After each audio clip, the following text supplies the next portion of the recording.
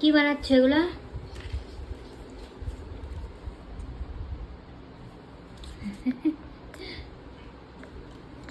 তোমরা দেখতে পাচ্ছ দু ভাই মিলে কি সুন্দর বাচ্চাদের পা আঁকছে, তাও আবার ব্লু আর পিঙ্ক কালারের। কিন্তু কেন, দাঁড়াও এবার তোমাদের বলছি আসল কথাটা। আজ বুধবার, মহালয়ার সকাল পেরিয়ে এখন রাত।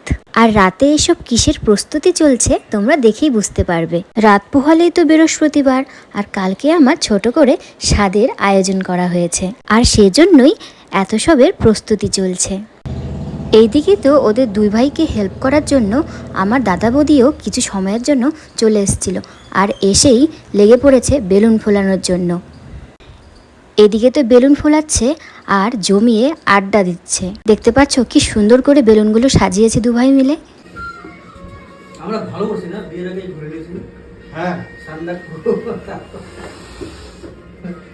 এইদিকে তো তোমরা দেখতেই পাচ্ছ দু রঙের বেলুন দিয়ে কি সুন্দর একটা বেলুনের চেন বানিয়ে নিয়েছে। আর ওই যে দেখতে পাচ্ছ দুটো কাপড় ঝুলছে, ওটা কিন্তু ঘরেরই পর্দা, একটা পিঙ্ক কালার একটা ব্লু কালার। ওটাই এবার এখানে ভালো মতন লাগিয়ে দেবে। এগুলো দিয়েই এবার সুন্দর করে জায়গাটা সাজিয়ে নেবে। এখন রাত 1:30 মতন বাজে। তো আজকে যেহেতু গ্রহণ চলছে, তো তার জন্য আমাকে রাত জাগতে হচ্ছে।